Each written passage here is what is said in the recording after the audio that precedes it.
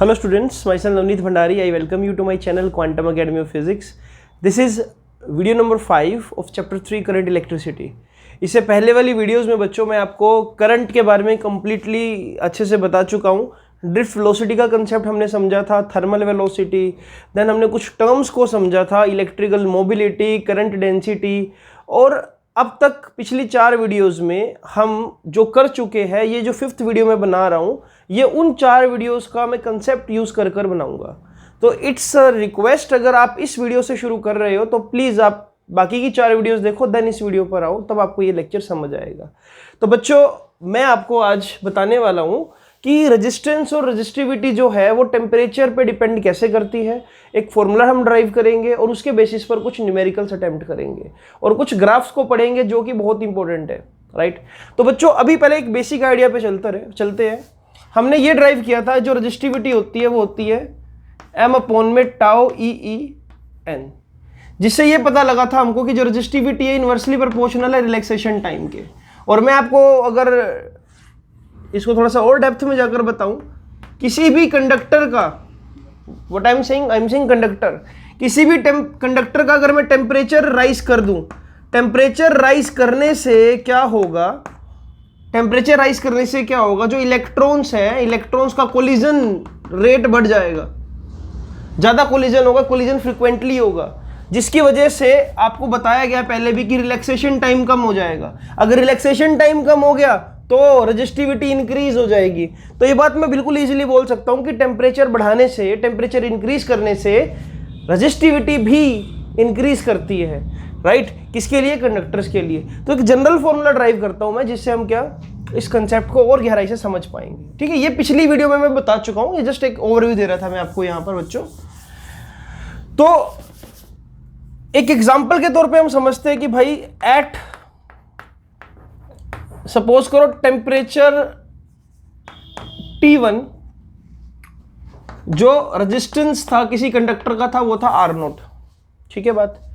तो जब मैंने टेम्परेचर को थोड़ा सा इंक्रीज किया, लेट अस टेक भाई T1 को हमने थोड़ा सा और इंक्रीज कर दिया, डेल्टा T टेम्परेचर थोड़ा सा बढ़ा दिया, तो जो रेजिस्टेंस होगा बच्चों वो भी क्या हो जाएगा, R0 प्लस dr. रेजिस्टेंस भी थोड़ा सा इंक्रीज कर जाएगा. अब यहां से इस चीज को उठा रहा हूं मैं, देखो जो चेंज इन रेजिस्टेंस आ रहा है. अब ये चेंज इन रेजिस्टेंस का मतलब क्या, रेजिस्टेंस इंक्रीज हो रहा है कंडक्टर के लिए. चलो मान लेते हैं डिक्रीज भी हो रहा है, चेंज इन रेजिस्टेंस आ रहा है. राइट. ये चेंज इन रेजिस्टेंस किन फैक्टर्स पे डिपेंड करेगा वो लिख रहा हूं मैं. सबसे पहली बात, टेम्परेचर डिफरेंस पर, डेल्टा टी पर डिपेंड करेगा, कितना ज्यादा टेम्परेचर को राइज कर रहा हूं. दूसरी इंपॉर्टेंट बात, ये इस बात पर भी डिपेंड करेगा कि पहले रेजिस्टेंस कितना है, यानी कि इनिशियल वैल्यू ऑफ रेजिस्टेंस. और जब मैं इन दो फैक्टर्स को कंबाइन कर रहा हूं कि चेंज इन रेजिस्टेंस की वैल्यूज पे डिपेंड कर रहा है, तो मुझे मिल रहा है dr is equal to alpha R0 delta T. Right. मुझे ये फैक्टर मिल रहा है यहां पर. तो मैंने यहां पर इसको ऐसे लिख दिया कि भाई जो चेंज इन रेजिस्टेंस है basically depending on 3 factors, R0 delta T. अब ये अल्फा एक नई टर्म इंट्रोड्यूस करी जिसको बोलूंगा मैं क्या, टेम्परेचर कोफिशिएंट ऑफ रेजिस्टेंस. एक कांस्टेंट, एज अ कांस्टेंट मैं यूज कर रहा हूं यहां पर. राइट. जिसको मैंने नाम दिया क्या, टेम्परेचर कोफिशिएंट. अब इसको हम ड्राइव करते हैं जरा एक बार. देखो, लेट अस टेक की जो रेजिस्टेंस है इनिशियली R0 था और बाद में कितना हो जाएगा RF. रेजिस्टेंस इनिशियल को R0 ले लिया और रेजिस्टेंस फाइनल क्या RF है ना. इनिशियल रेजिस्टेंस कितना था R0. तो इंटीग्रेशन कर दो दोनों जगह, अल्फा R0 डेल्टा टी. अच्छा, यहाँ डेल्टा टी की जगह ना मुझे अभी dt यूज करना चाहिए, मैं स्मॉल चेंज लेकर चलता हूँ, है ना. तो डेल्टा टी की जगह हम dt यूज कर लेते हैं यहाँ पर. dt का मतलब क्या होगा, वेरी स्मॉल चेंज. राइट. तो यहाँ पर मैं क्या ले रहा हूँ बच्चों, dt ले लेता हूँ अभी. अब यहाँ पर अगर मैं इंटीग्रेशन करूँ, टेम्परेचर इनिशियली कितना था Ti. राइट. Ti टेम्परेचर पर रेजिस्टेंस कितना था R0. जब टेम्परेचर हमने थोड़ा सा इंक्रीज करा, फाइनल टेम्परेचर पे कितना हो गया RF, रेजिस्टेंस फाइनल. इसको जब मैं सोल्व करूंगा तो देखो यहाँ पर इसको सोल्व करके क्या आ जाएगा, RF माइनस R0. इंटीग्रेशन आप जानते होंगे इसका, है ना. 1 डॉट dr का इंटीग्रेशन क्या हो जाएगा, r, upper limit minus lower limit करा. तो यहाँ इसको साफ साफ लिख देता हूँ मैं. इस साइड जो आपको मिलेगा बच्चों, ये मिल जाएगा RF minus RI, final resistance minus initial resistance. Right. Left hand side पर यहाँ पर क्या, अल्फा R0 dt. अब बच्चों आपको पता है अल्फा कॉन्स्टेंट है, इनिशियल रेजिस्टेंस कांस्टेंट है dt. 1 डॉट dt के लिए मैं क्या करूंगा, t और upper limit minus lower limit कर दो, यहाँ पर भी tf माइनस ti आ जाएगा. तो ये आ जाएगा आपके पास TF माइनस TI। यहां से अगर मैं अल्फा को डिफाइन करूं बच्चों, देखो अल्फा किसके इक्वल आ रहा है, final resistance minus initial resistance upon में, अच्छा इनिशियल की जगह R0 यूज करो ना, R0 अपॉन में इनिशियल रेजिस्टेंस R0 अपॉन में temperature difference, right. So this is how you can define alpha. Alpha basically किन फैक्टर्स पे डिपेंड कर रहा है, आप देख पा रहे हो सामने स्क्रीन पर कि final resistance minus initial resistance upon में इनिशियल रेजिस्टेंस, साथ में मल्टीप्लिकेशन में क्या है, टेम्परेचर डिफरेंस। तो अल्फा को डिफाइन करा जा सकता है, देखो कैसे, alpha is what, temperature coefficient of resistance. मैं बोल सकता हूं इट इज, ऐसा बोल दे हम इसको, इंक्रीज इन रेजिस्टेंस की वजह चेंज इन रेजिस्टेंस ज्यादा सुटेबल है ना। Change in resistance RF minus R0 is basically change, right, change in resistance per unit original resistance, per unit original resistance is here पर डिग्री सेल्सियस और kelvin rise in temperature, या change in temperature बोल दूं मैं, right. तो it is what, temperature difference यहां पर, resistance का डिफरेंस यहां पर, और यहां पर क्या है, इनिशियल रेजिस्टेंस। तो मैं यही बोलूंगा ना, change in resistance per unit original resistance पर डिग्री चेंज इन टेम्परेचर। तो यहां से बच्चों एक कहानी समझ आ रही है कि भाई अल्फा हम डिफाइन कर सकते हैं, अल्फा का फॉर्मूला मैं कराने को मैं सिंपल यहां पर आपको फॉर्मूला लिख देता और बोल देता कि भाई इसको याद कर लो, बट आपको थोड़ा सा ड्राइव करना भी इसको आना चाहिए। इसको देखो, अगर मैं एक रिलेशन निकालू RF और R0 में क्या रिलेशन है, देखो RF माइनस R0 को यहीं पे कर दिया फिक्स, इस पूरी टर्म को यहां मल्टीप्लाई करा दो, तो ये हो जाएगा देखो alpha R0 TF minus TI, right. इस TF माइनस TI को मैं अब लिख सकता हूं डेल्टा T, ये हो जाएगा alpha R0 delta T। RF यहीं पे रखो, अब ये माइनस R0 है, उधर शिफ्ट कर दो तो क्या आ जाएगा, प्लस R0। तो बच्चों एक रिलेशन ये भी बन जाता है कई बार, RF is equal to R0 को कॉमन ले लो, 1 plus alpha delta T, right. ये रिलेशन ऐसे भी बना सकता हूं मैं, राइट।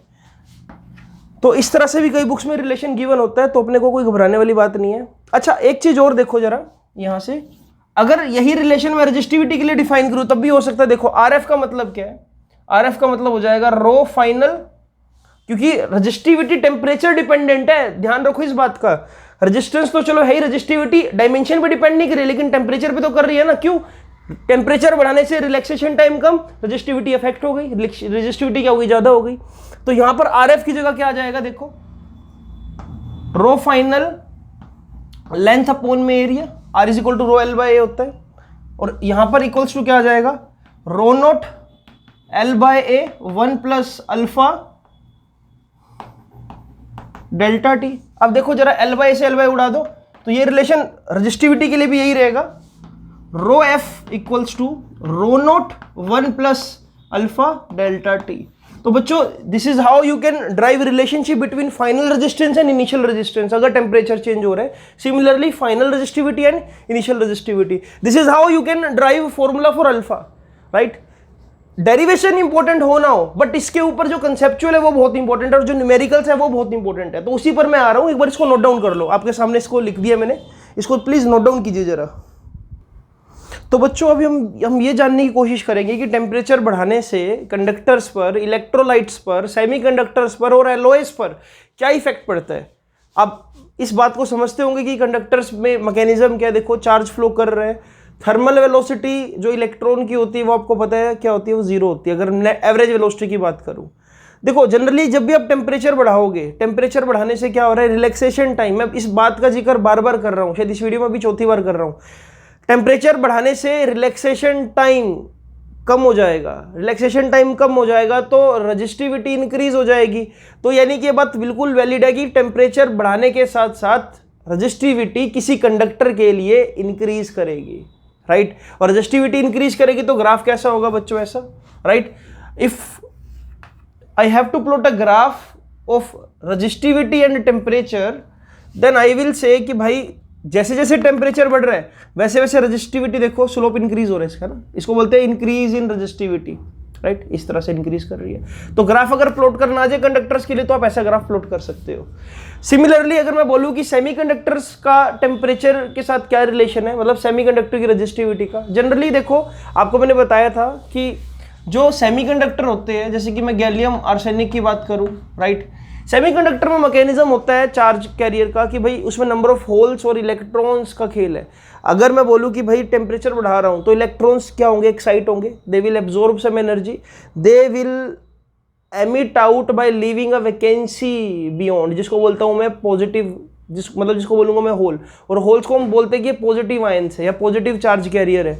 तो टेम्परेचर बढ़ाने से किसी भी सेमीकंडक्टर में क्या होता है, इलेक्ट्रॉन्स डिफ्यूज होना स्टार्ट हो जाते हैं। डिफ्यूज का मतलब क्या है, नंबर ऑफ इलेक्ट्रॉन और होल्स क्या ज्यादा मात्रा में जनरेट हो गए, जिसकी वजह से क्या हुआ, स्मॉल एन की वैल्यू इंक्रीज हुई, number of charge carrier per unit volume या number of electrons per unit volume. इस बात को ऐसे नहीं समझ रहे तो ऐसे समझो कि एक क्लास है 50 बच्चों की। अब ये मानो कि जब एक बच्चा उठता है तो एक वैकेंसी क्रिएट हो जाती है, जो कि बच्चा खुद नेगेटिव चार्ज और वैकेंसी पॉजिटिव चार्ज है, राइट। और मैं ऐसा बोलूँ कि भाई बाहर हमने अनाउंसमेंट कर दी कि भाई अगर नीचे जो सबसे पहले सामने वाले पोल को हाथ लगा कर आएगा उसको हम ऑन द स्पॉट 10,000 रुपीज देंगे, तो बच्चे सभी के सभी क्या करेंगे, कुछ तो टीचर के डर के मारे खड़े हो जाएंगे, मतलब बैठे रहेंगे, और कुछ बच्चे क्या करेंगे, उठ जाएंगे अपनी सीट से, भागने की कोशिश करेंगे। तो मैं बोलूंगा कि हमने एक एक्साइटमेंट दी बच्चों को। अब 2 मिनट के लिए समझो कि इलेक्ट्रॉन के साथ भी ऐसा है, बाहर से जैसे टेम्परेचर मिला इलेक्ट्रॉन एक्साइट होगा तो होल क्रिएट कर दिया, खुद वो फ्री स्टेट में आ गया, जिसकी वजह से जब स्मॉल एन की वैल्यू इंक्रीज हो गई, रेजिस्टिविटी क्या होती है, m अपॉन में टाउ EEN, राइट। ये फॉर्मूला भी हमने पिछले लेक्चर में किया था। तो स्मॉल एन की वैल्यू इंक्रीज हो गई, स्मॉल एन की वैल्यू इंक्रीज होने से रेजिस्टिविटी क्या होगी, डिक्रीज। किसके लिए, सेमीकंडक्टर के लिए। तो मैं बोलूंगा टेम्परेचर इंक्रीज करने से सेमीकंडक्टर्स में क्या होता है, number of electron holes pair ज्यादा क्रिएट हो जाते हैं, जिसकी वजह से रेजिस्टिविटी क्या हो जाती है, डिक्रीज। तो हाई टेम्परेचर पर semiconductors are really good. High temperatures पर कंडक्टर के पास इतनी ज्यादा कंडक्टिविटी नहीं होती, मैं ऐसा बोल सकता हूं, राइट।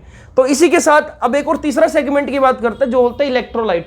इलेक्ट्रोकेमिस्ट्री आपने पढ़ा होगा भी, उसमें आपने इलेक्ट्रोलाइट को बहुत अच्छे से जाना होगा।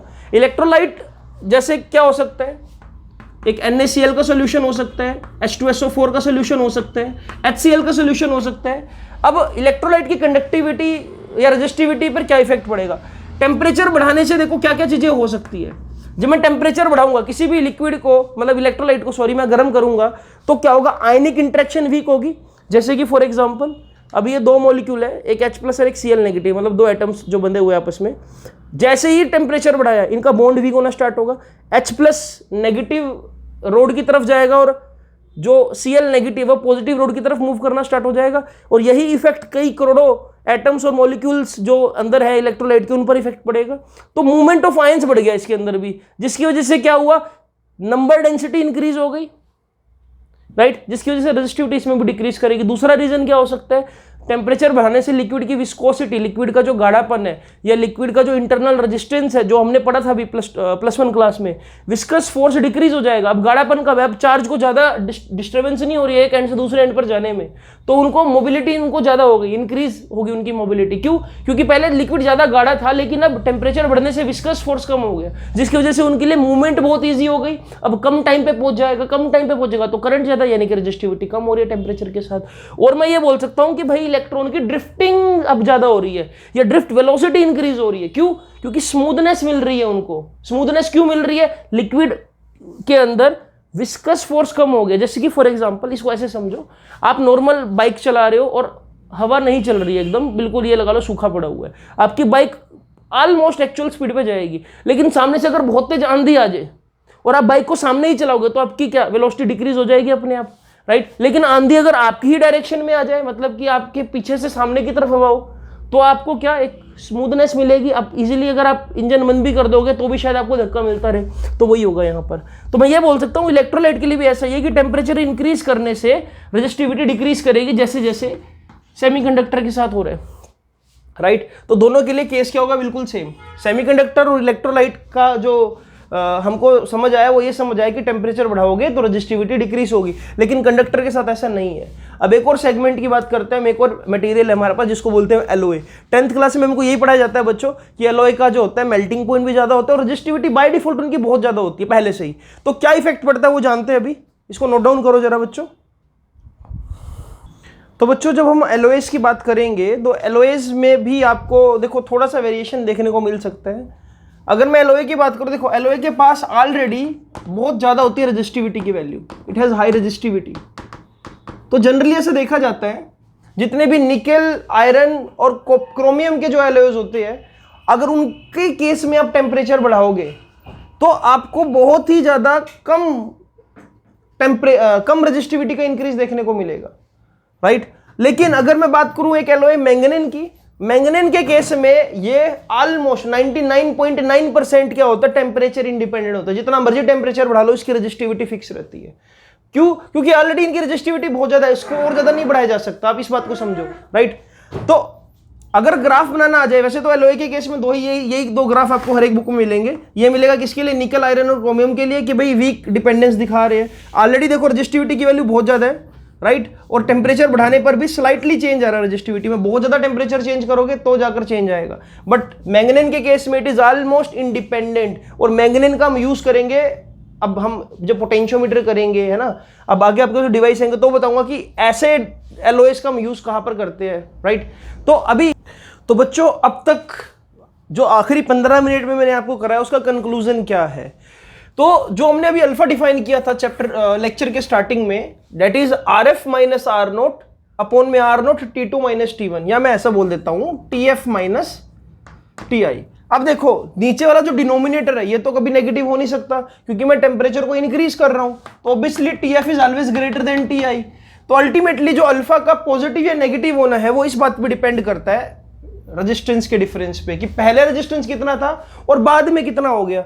अभी जो ग्राफ मैंने आपको समझाया है वहां से हमको एक बात पता लगी है बच्चों, कि कंडक्टर के केस में आर इनिशियल अगर एक एग्जांपल के तौर पर लेते हैं 10 ओम है, तो आर फाइनल हमेशा ग्रेटर देन 10 ही होगा। लेट अस टेक कि 13 ओम होगा, है ना। अगर ऐसा एग्जांपल है कि जब टेम्परेचर आपके पास था 10 डिग्री सेल्सियस तो रेजिस्टेंस था 10 ओम, टेम्परेचर इंक्रीज करके मैंने 60 डिग्री सेल्सियस कर दिया तो डेफिनेटली रेजिस्टेंस इंक्रीज ही करेगा।